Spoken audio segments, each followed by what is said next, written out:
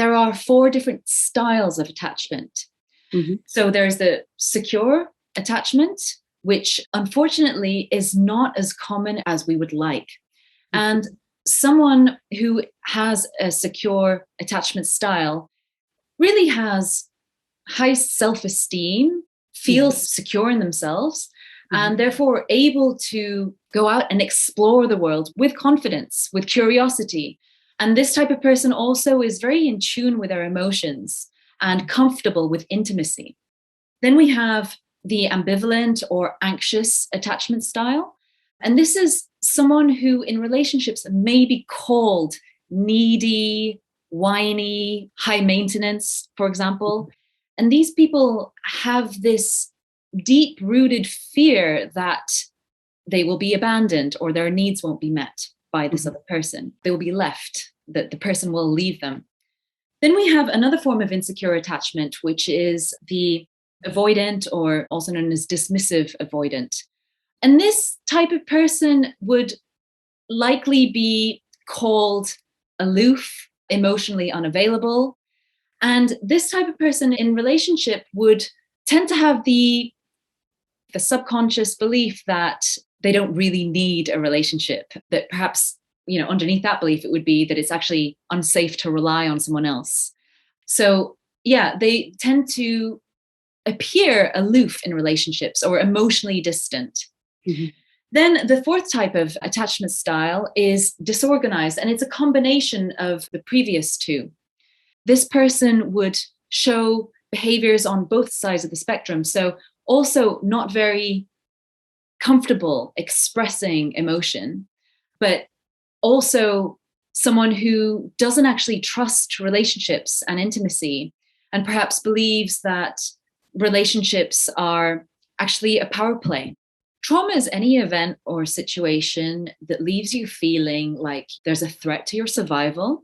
And this doesn't have to be literal, or a situation in which you really feel like you're unable to cope, that you do not have the capacity to cope. So traditionally, we really thought that trauma had to involve something very big and dramatic, life-threatening, literally life-threatening. So, we referred to people coming back from war zones and things when we talked about trauma.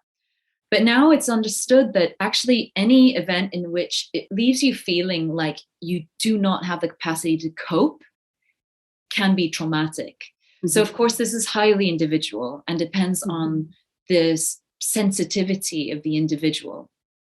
So often I think people underestimate what is actually a trauma for them in their lives. To heal trauma, number 1, the first step is to actually acknowledge that you have trauma that needs to be healed.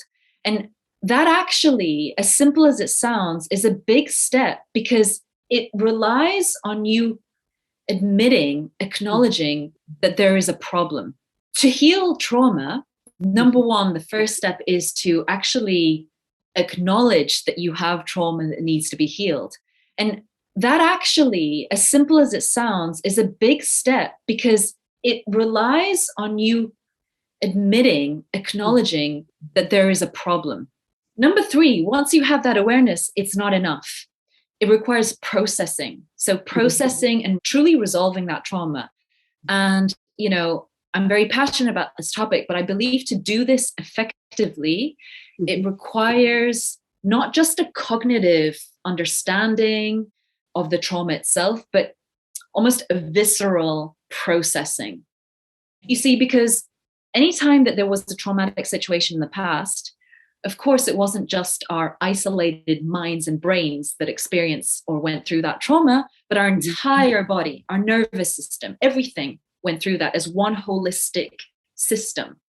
So therefore, I believe the key to truly processing and healing that trauma also requires the body, not just the mind. So therefore, any kind of technique that does engage the body, that has like a somatic element maybe, and I think the best techniques do this. And I would say the best techniques also involve communication with the subconscious mind. So as an example, things like, one of my favorites, as you know, EFT tapping really does help you to process trauma, body and mind. Also things like EMDR. In these beautiful books on trauma, they say that massage and dance is so therapeutic. So again, something about shifting, working the trauma out of your system, out of your body. And I think a very beautiful and poetic way to do this too is inner child work. Mm-hmm. So what that means is showing up for yourself, for your mm-hmm. past wounds, mm-hmm. showing up for your inner child, the part mm-hmm. of you that was hurt at that age. Mm-hmm. So it's developing this connection to yourself where you acknowledge and connect to your inner child at the age in which the trauma happened, mm-hmm. and really holding space for that child within you, because at the time of the trauma, nobody could hold space for that child, because that's what makes it a trauma. Mm-hmm. What makes it a trauma is that you were unsupported mm-hmm. and felt like you weren't able to cope in that situation. You were alone, essentially. Self-love is really it's not a noun, it's a verb. It's a continual process. It's a continual commitment. So day in, day out, there are certain practices, the way that you talk to yourself, the way that you think about yourself, because actually thinking about yourself is not a passive thing. We can actually determine and condition the way we think about ourselves, the choices that we make. Each choice can be a choice for self-love.